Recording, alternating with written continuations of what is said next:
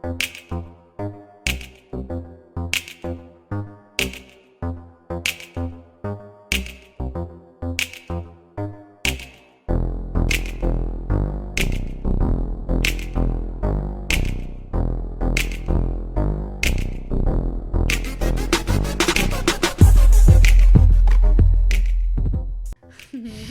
and welcome to another episode of Hot Comics. I'm Lisandra Vazquez. And I'm Brandi Unger. And today we have an Atlanta icon and a comedy staple, Gilbert Lawand. Yeah.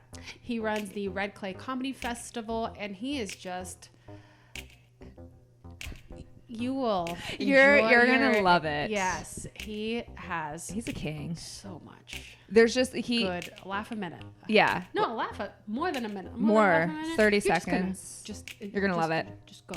Yeah. Bye. High five. Bye. Well, hello. Hi, Gilbert. Thank you so much for being here today. Thank you for having me. This is exciting. I love it. Love the show. Thank you. Well, we're excited because you brought us a quite spicy hot topic. It's very hot. Well, it's even hotter than you think. Is it It's the kind of hot where you're like, is it too hot? And then it's like a slow burn, and then right when you think you're gonna need a beer or whatever, it's gonna dissipate. Ooh. Why do I sound like a creep? I'm like, and these riffs are gonna really make you horny. I'm like, what's wrong with me? They're gonna sort of make you laugh and then make you annoyed. I don't know what's wrong with me. And I'm a hot comic. I used to be a hot dude, but I gained. You can't have jawlines and punchlines. I don't know if you guys know that. So I gained weight. I didn't know that was a rule, but for guys. Okay, of course. Because like a cheesy dude is like, look at me. It's like, shut up, dude. Get out of here. Go get gross and funny. You know. So I did that so I'd be more approachable. I used to be like 6'2". No back hair. This back hair is real. Is that why you put shorts on so you can see? So I'm very approachable. Now people are like, I can talk to him without being. Well, never mind. So that riff went that riff went sideways. Topic, yeah, but your hot topic is not my hot creepy. topic is the store hot topic. Is that a store? That is a store. That is a store. Yeah, it was a cool store in high school. Yeah, I went to high school with Johnny Hot Topic, the guy who started it. I love saying that. I went to high school with Billy Shazam, the guy who he could hear everything he heard. We were like, oh my God, you should do an app. And Johnny Tinder, what a weirdo. But what about Tom? MySpace Tom. Tom, remember that guy? Yeah. Top left? Is he sitting around going, damn it? What? I mean, I think it's going to come back. Remember when he's top left? Yes. MySpace was such a weird thing. He was my number one forever. Well, everybody's number one. I know. And he was always at that desk. You're like, hey, dude, take a break. With that white His shirt. That picture, you're like, you're doing well. Why are you looking around like this? Tom. What's Tom's last name? Does anybody know that? MySpace. Tom. What a great callback. Thank you. Brandi. I listen. Well, you think he's changed out of that white shirt? Do you think that's his Facebook profile pic? Probably. Oh, good. I think he's still at that desk. Maybe he's at a standing desk now. He's like, Oh, yeah. His back definitely hurts. Yeah. He's like, I'm going to come up with another social media thing. No, you're not, Tom. You had it all. You had it, and you let it. It still exists, though, I think. For It's like like Skype and Zoom. Yeah. Skype and Zoom, yeah. Yeah, Skype had it. Really? Yeah, no, Skype had the monopoly. Oh, that's right. Johnny Skype told me that. It's a funny app when you're like, I'm going to create an app where people could talk to each other and see each other. It's like, yeah, that's cool. I mean, of course you want that app. Yeah. But I'm an idiot. Do you remember seeing the iPhone 1 for the first time? Yes. Yeah. So this is what a visionary I am. I saw it. My brother had it, and the GPS thing blew my mind. But here was my summary of like my experience. I'm like, yeah, but no one's gonna want all this shit on their phone. This is like not a real. I'm like, like the opposite of Steve Jobs. I'm like, this will go away, or maybe be attached to us for the rest of our lives. I can't. Like, my phone is about to die. I'm like, am I about to die? You know what I mean? I'm like, yes. Oh my God, iPhone, don't you? You got to give me 2 years, and then we're gonna upgrade and pretend like you're a lot better. They're fucking amazing. I love them. The 4K. Yeah. It's like during the pandemic, I like went out and when I upgrade, I'm like, I'm gonna get the 11 Pro Max. It's like because I'm gonna shoot stuff while I'm quarantined. I'm like, I didn't do anything. I'm just like, what's wrong? It's like I'm gonna get $1,000 phone and be like, look how if I was motivated and more talented and had a work ethic, I could probably put out some content. I need a whole team of people, you know? Yeah. I need writers that know my voice. If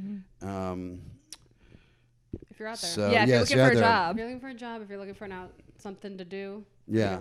I need a choreographer. And I don't know, probably maybe a bodyguard, because at this point I'm going to be like pissing a lot of people off. Yeah. So speaking of pissing people off, you like to talk about cancel culture. Yeah, cancel culture is real. Cancel culture is the biggest myth ever. It's like I can't find it anywhere. Like at first I was kidding, and I was like talking to people going, people talk about cancel culture more than cancel culture happens. Yeah. And so I ask people like what their examples of it are. You know what I mean? It's like, you know, when somebody starts a comment off like it's like, you know, you can't even say, let me guess, what you're about to say. Yeah. You can't even say this. You just did. Well, people get mad. It's like, yeah, what you're the one trying to control. Like they're trying to. Is there an amendment for like feelings where you're like, I mean, you know, they're trying to govern our feelings, like our speech. You're like, you're trying to govern people's reactions to it. Stop getting mad at this transphobic stuff, all of you. Isn't that weird? So I'm like, who got canceled? They're like J.K. Rowling. I'm like, did she not come out of her castle? Like, how's that canceled? What does cancel mean? Yeah. I mean, I don't want to drop names. Like Shane Gillis is a big example where he was going to be a writer on SNL, and then they found this podcast where he was saying disparaging things, Asian, so they didn't hire him, and he's this funny dude. So if they hadn't canceled him, right now he'd be 2 years into SNL as a writer, making $200,000 a year, slowly getting his name out there. But instead, that being canceled, he has this podcast with a friend of his, $90,000 a month in Patreon, just Patreon. Shut up. Yeah, you can look it up, like public. Yeah. So just Patreon. So you could triple that for advertising, headlining clubs, and I'm like, man, it sucks that guy got canceled. Jesus Christ! I'm sorry for him. I went from being an anonymous possible SNL writer to a millionaire. Well, yeah, the dream is there. Well, see, I want to be relevant enough to get canceled. Yeah. Okay. Well, maybe this is your start. Yeah. So just tell me who to hate. Besides myself. Comment below. Yeah, comment below who he should hate. Yeah. And we can get him canceled. And I don't count. We all know I hate myself. That's why I'm so funny, right? We're tortured artists. I never say, when a comic says I'm an artist, I'm like, oh, I wish I could draw. This is not really art.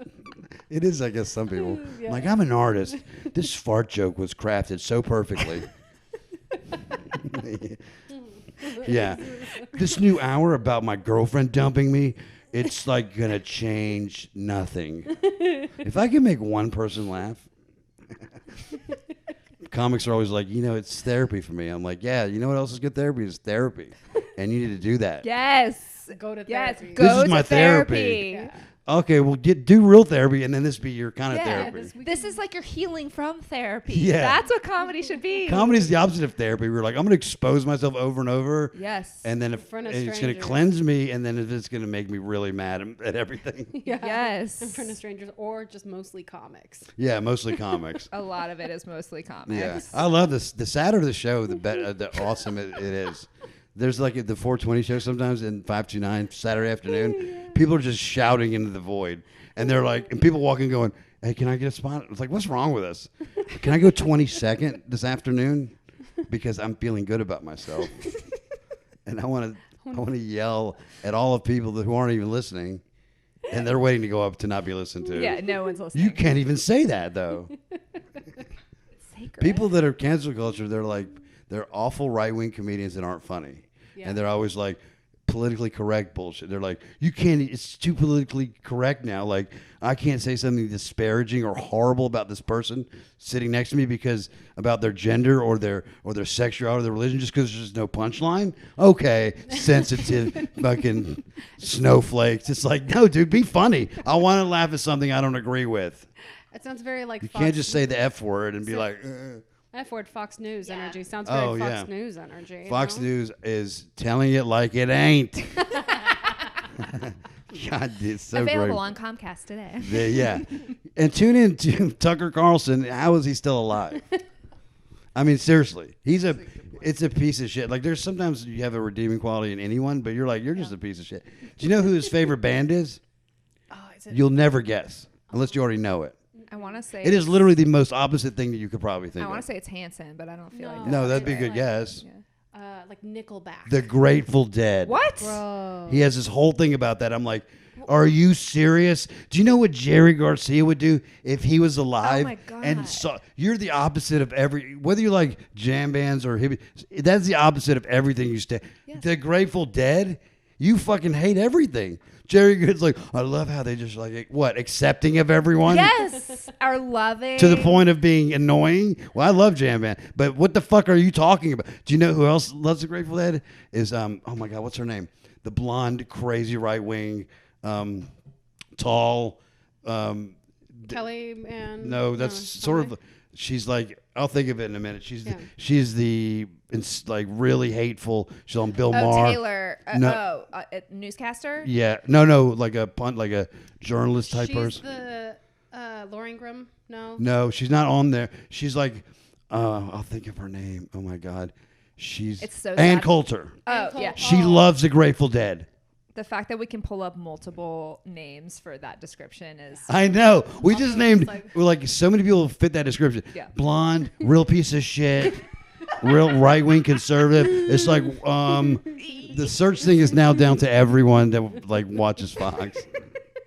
They're so stupid on there. They're just like, oh my God. I mean, this fucking Biden. It's like. People at home, I grew up in a small town. They're so fucking stupid. Yeah. And I used to not say things generalized like that, but just we have to accept that people are stupid. But because now people that are stupid don't know they're stupid anymore. Yeah. People used to be kind of be like, I don't really know a lot of stuff about, virology. Yeah. But I know HVAC. But I'm still argue like, this redneck at home was like constantly going, fucking Fauci's a dumbass. I'm like, is he?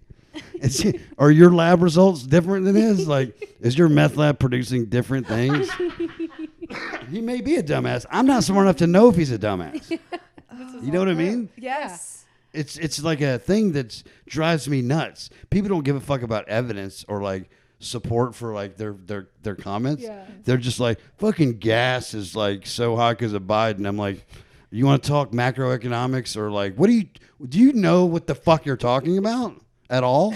Because I would love to agree with you, but when I ask this next question, I'm going to be mad. Why do you think that? Well, because he's pro-abortion or something. I don't know. I'm dumb. Yeah. This country's last season is really good. It's really awesome, isn't it? It's like this final season of America and the world. Oh. The simulation. Did you ever think there would be a situation where everything was going to happen? You think they pick race war, maybe global like mass extinction or like meltdown. They're like, we're going to do it all, and it's happening soon. Yeah. We're alive in the perfect time. This is like playing a real life game of Trouble.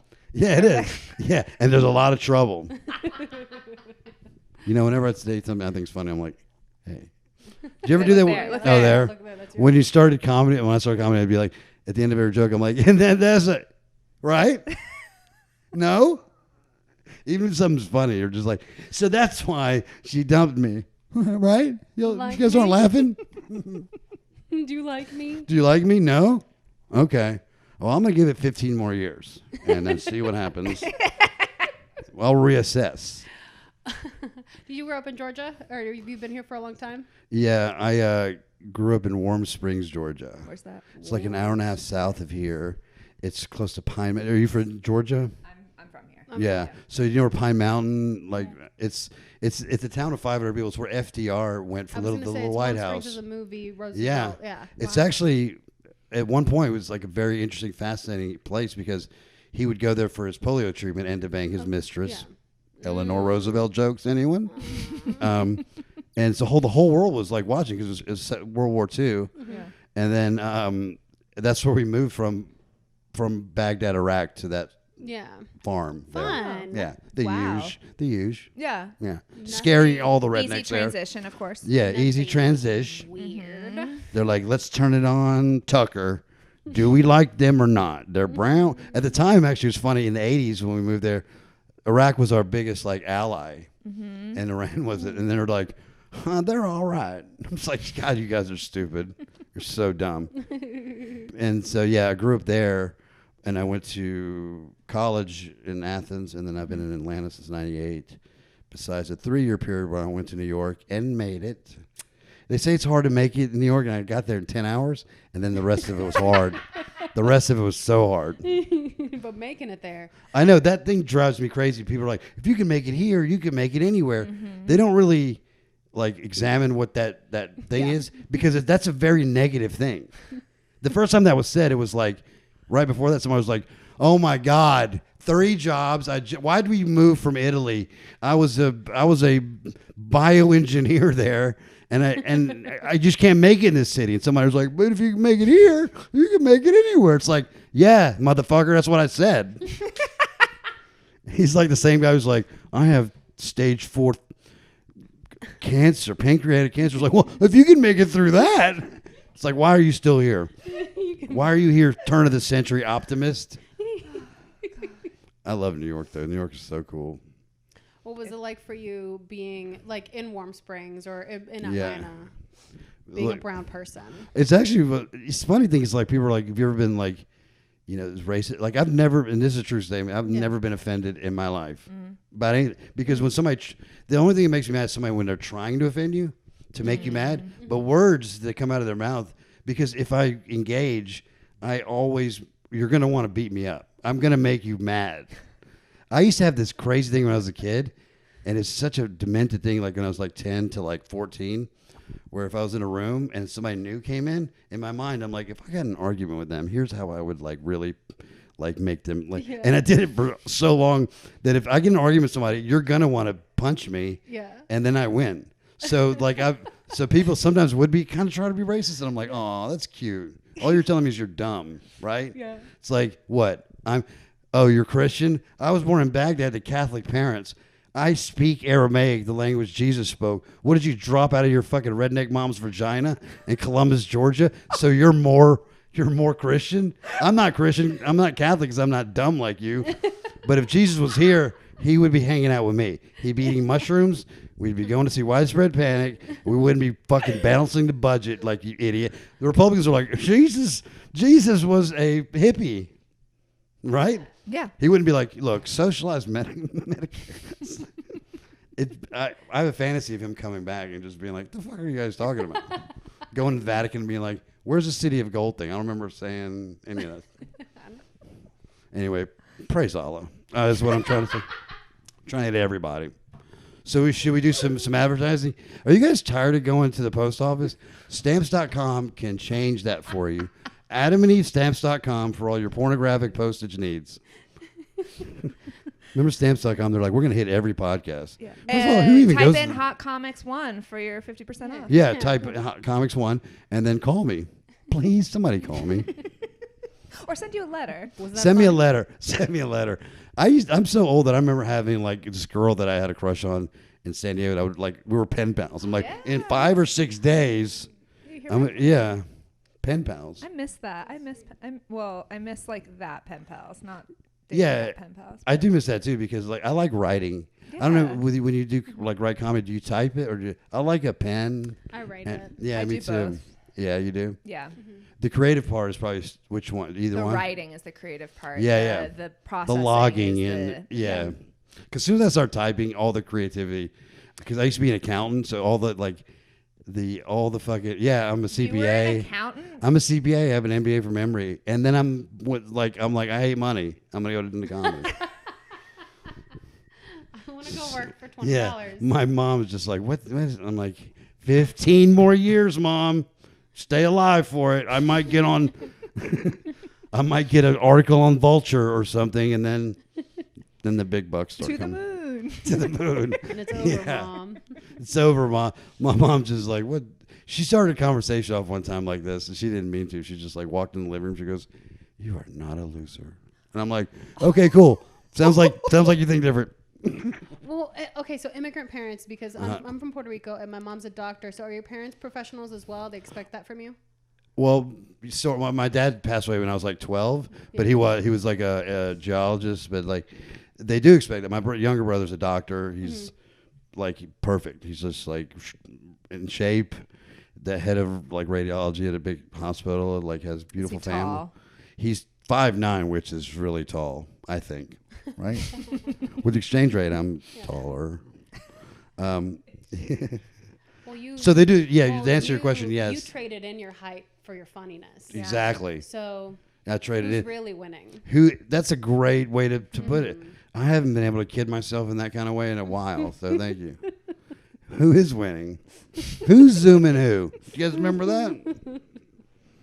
Yeah, but it was very like important, like sort of the practical route, which I did. Yeah. Like I was an accountant, like I said, and then worked for the big, and then like got my MBA and was like this consultant. When I started comedy, I lived across the street from Laughing Skull in a high-rise corner place that was like big place, and I was a drug machine is what I was.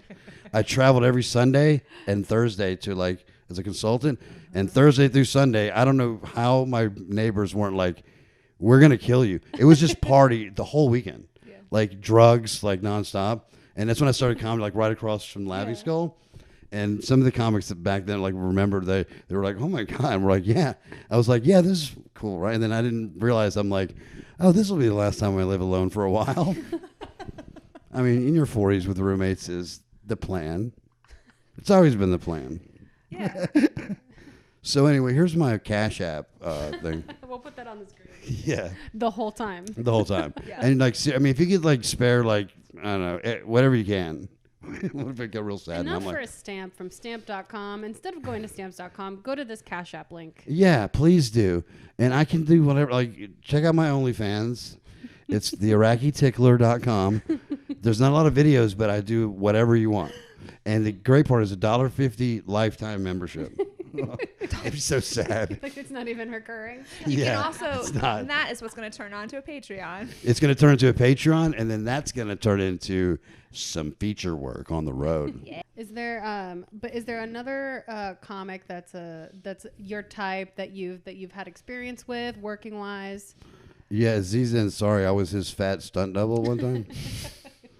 No, this is a pretty funny story. I opened for him at the Fox Theater at one time, and it was like so crazy because the Fox Theater, like, and it was a long story, like where he was doing this tour where it was about technology and dating. So his rhythm it was like funny, but it was sporadic. I looked like, really? Yeah, 2019? Yeah. No, maybe. No, not 2019. Before that. Before? But if you liked it, yeah, that was me. I did like it. Yeah. I did. I loved it. I looked really cool. Obviously. I met a couple girls afterwards that I used to live in the Highlands, and they were like, oh, and I'm like, I went out with one of them, and I was kind of kidding, but not really. I'm like, you have a very warped sense of who I am. They're like, you're so cool. I'm like, date 3. They're like, we should talk. I'm like, what'd you learn? I mean, but it was great. And people asked, like, was he nice? He wasn't either. He was fine. I didn't get a lot. I had 3 interactions with him in passing. Mm-hmm. So right before the show, he walks up and goes, hey, man, thanks for doing the show. What's your name again? And he brought me up on the God mic in the back, which is cool because it gets everybody's attention. Cool. So that was the first interaction. I did like 20 minutes, came off, and there's some time in between. He walks up like a few minutes later. He's like, hey, how were they? And I was like, oh, they're great. You're going to crush. And that was the second interaction. The third, he got off stage, and I was like, great set. Thanks for like whatever. He's like, oh, thank you. So then I'm standing outside. I don't know what to do, like who pays me or like whatever, because Live Nation. And the guy, it's like, and I got high with the security guy. So I'm like standing there. I'm like, should I leave? And the guy from Live Nation goes, oh, no. He's like, no, Aziz going to come out and tell you thank you. I'm like, no, that's not what I'm standing out here for. I'm like, do I get paid now? And he's like, no, we'll mail a check. I'm like, okay, cool. So then Aziz is on the tour bus, and he gets off one more time to go. They're ushering him to his friend's car, way across the street, but far enough shouting distance. So the security guard, I'm so glad you're here because you're going to witness what I think is going to be a hilarious thing to yell right now. Because he's like walking, I go, Aziz, and he turned around and I go, how'd you get into comedy? And he's like crossing the street. He's like, what? Because that's like the worst question. Also, he's like, my opener just yelled that, like, where do you get your jokes from? Do you have a writer? Like, how did you start? Who inspired inspires you? Yeah. Who's your favorite comic? He was like, that question we were like, yeah, Yes. exactly. How'd you get into comedy? It's like, how'd you get into asking questions? Like, it's not like a bad question, but it's like the most basic questions I could think of. The other one was like, stop being brown like me. He's Indian though, so I don't know what that means. I became Indian. I became Indian September 12th, 2001. You guys get it? You guys get it? Middle Eastern no more. When I first started, there was this female comic that was like a real hacky road comic, and she wanted me to like take me under her wing. Mm-hmm. And her idea was to me to be just that character, like brown redneck, like literally like, I think she even said like a camel, and then like so stupid, like I was going to be like walking up going, hey everybody, I'm comedian Sandstorm, you know? I'm a brown redneck. I like hoedowns and hummus, you know? We all. That's what she wanted me to do. And when you're new, you're like, I don't know if you're the right person I should be getting advice from. Yeah. You're like, that doesn't feel right. Yeah. You know when people like give you advice when you first start, and you're like, why am I taking advice from you? You're like living. Yeah. Well, speaking of taking advice from comics, we've gotten to the point for a comic hottie. Yeah. So we have. I'm going to go with Aziz Ansari. You're going to make it, dude. I think he's going to make it. Yeah. But for those of you who don't know, who are new, this is the section where we ask our hot comics to shine a spotlight on a comic that is younger than them in comedy years. Comedy year. So I would, I'm making fun of me being old. So I would say George Carlin, rest his soul. He did good stuff. The first comedy show I ever went to was see George Carlin. Isn't that crazy? Oh, that's great. My freshman year in Nashville.